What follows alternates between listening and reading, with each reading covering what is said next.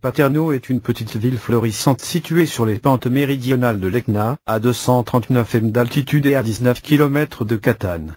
C'est une ville populeuse, 50 000 habitants, ainsi qu'un important centre agricole et de commerce, agrumes, olives, fruits et légumes, conserves alimentaires. Remontant à la plus haute antiquité, son origine est documentée dès le néolithique. Paternò se dresse dans le site grec de Hybla Major, mentionné par Thucydide, par Diodore et par Livius, occupant la colline, le siège de l'ancienne agglomération, et la plaine au-dessous. De nombreuses pièces archéologiques prouvent ses origines anciennes. Des céramiques remontant à l'âge du bronze moyen, deuxième millénaire avenue J.C. Des restes de bains et de thermes et d'anciennes structures de maçonnerie remontant à l'âge gréco-archaïque, 7e, 6e S avenue J.C.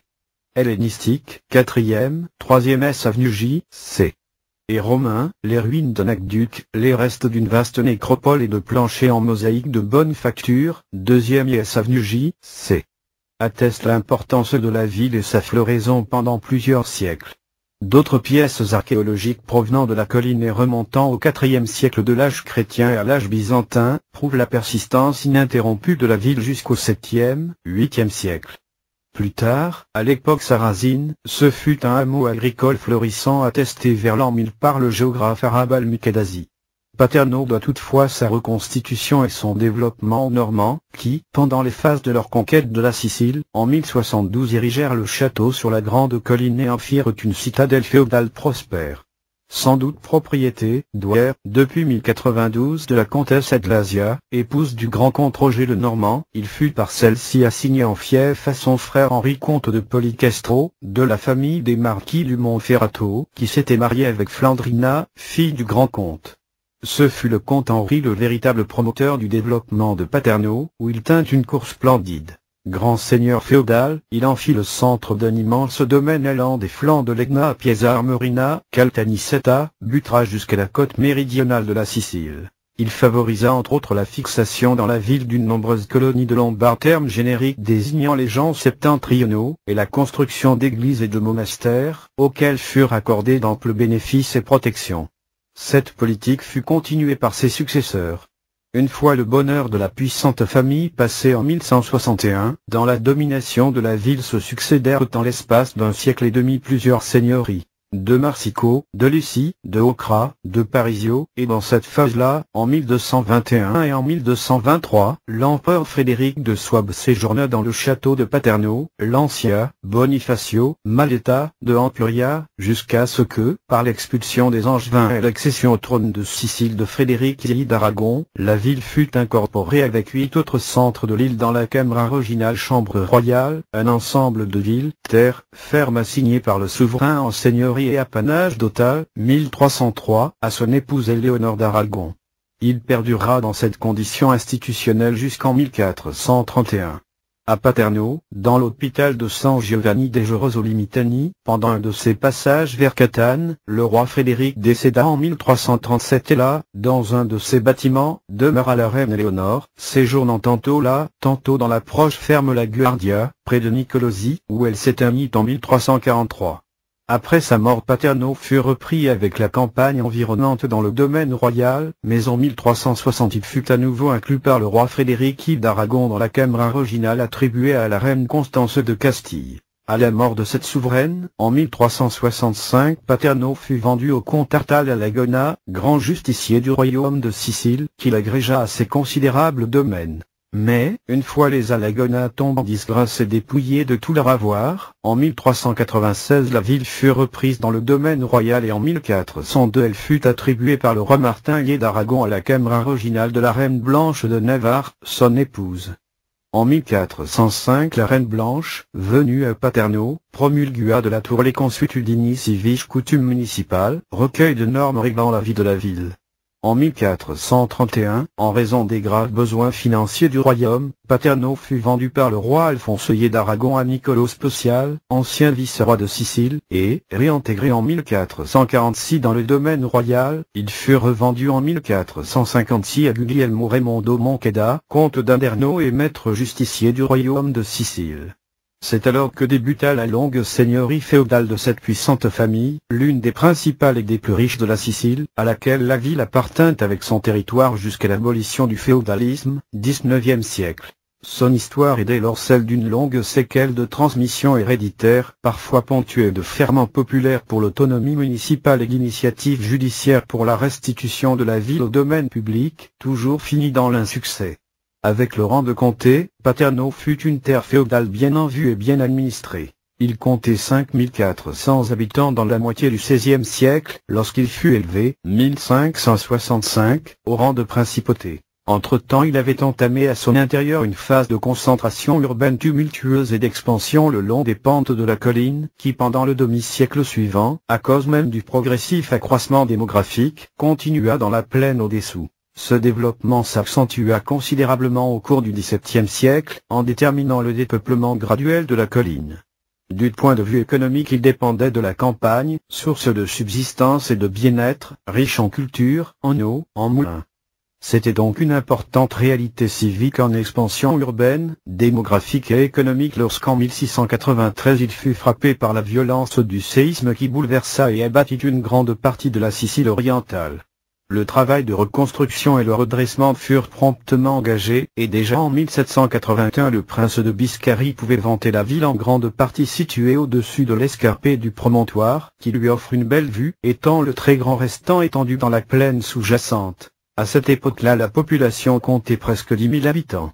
La physionomie topographique définitive de la ville se réalisa toutefois au cours du XIXe siècle, comme résultat de l'activité urbanisante de la municipalité et de l'initiative privée. En ce siècle époque de grands tourments civils et de transformations politiques et institutionnelles il participa au ferment constitutif de l'unité d'Italie et plus tard au bourgeonnement de l'instance sociale, dans une scène intense de participation populaire aux luttes pour l'émancipation des catégories de travailleurs.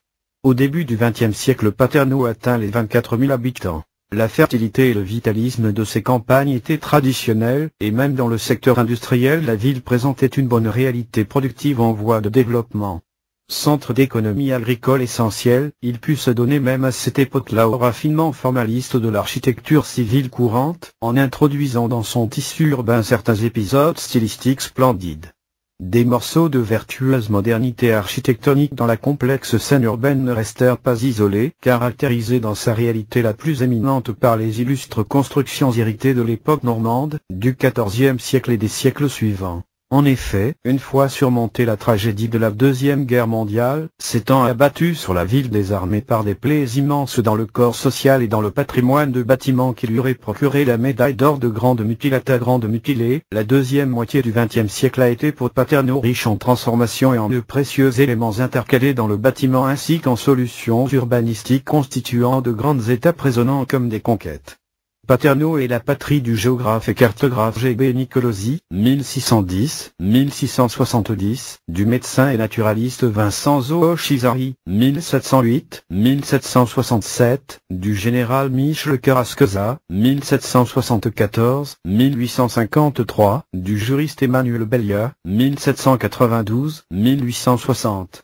Civita Fertilissima, voilà comment la ville fut attestée dans le titre dont elle jouit par le passé, jusqu'au XVIe siècle et elle fut le centre de la magnanerie et de la production de la soie. À la fin du XVIIIe siècle l'on enregistrait de grandes productions de blé, vin, huile, lin, chanvre, coton.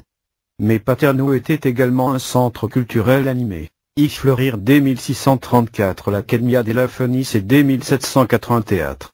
Ce fut également le siège d'une vie spirituelle intense. Demeure de bien des institutions conventuelles dès l'époque normande, au milieu du XVIIIe siècle elle comptait 32 églises, plusieurs couvents de tout ordre religieux et de nombreuses confréries laïques.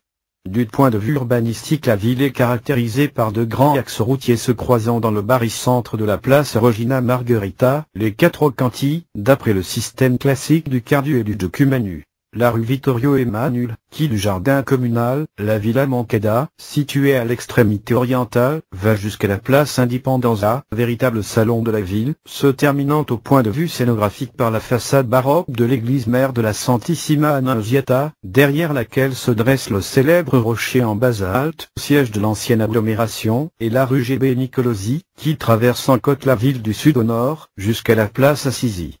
Une autre artère importante, c'est la rue Emmanuel Belia, dans la zone nord de la ville, avec au milieu la place della Regione, sur laquelle donne la façade du palais della Procura, autrefois résidence municipale, enrichie d'une fontaine artistique avec des panneaux en mosaïque s'inspirant des épisodes les plus significatifs de l'histoire civique. À la colline s'adosse le secteur le plus ancien de l'agglomération, avec des rues étroites et tortueuses. Le secteur moderne, à l'extrémité et, vers Catane, favorisé par la topographie plate des lieux, a un plan en échiquier régulier. Du plus grand intérêt est la colline, riche en importantes œuvres architecturales. Le puissant château, édifié par Roger le Normand en 1072 et modifié au XIIIe siècle, grande salle d'armes, galerie avec d'immenses fenêtres jumelées, panorama sur la vallée du fleuve Simto, orné d'une splendide chapelle palatine avec des fresques fort rares du début du XIIIe siècle.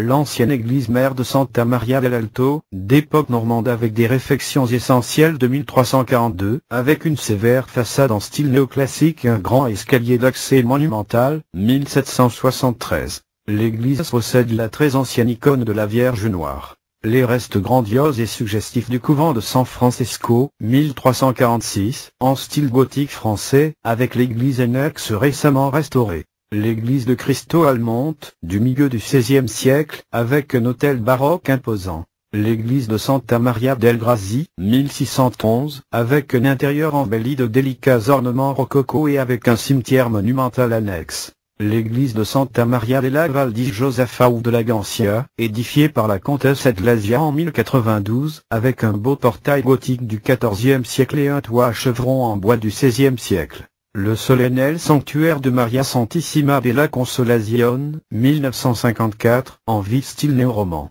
La minuscule église de San Giacomo, XVIe siècle.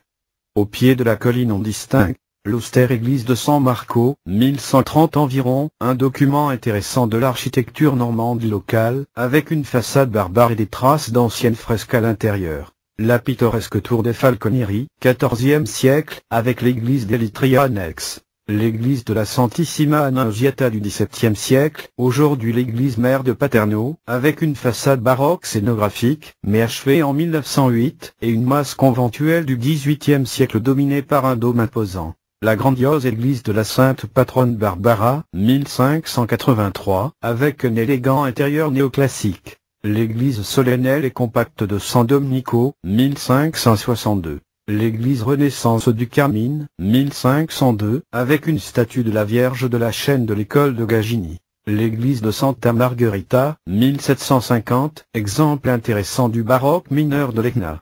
On signale un épisode architectonique, 1987, récent, en tant qu'éminent produit du bâtiment sacré moderne, dans la sonorité pleine de charme de sa masse dynamique, sur la place Assisi, l'église de San Francesco all'Annunziata. À l'intérieur, l'admirable perfection expressive d'une salle riche en valeurs formelles et décoratives inattendues.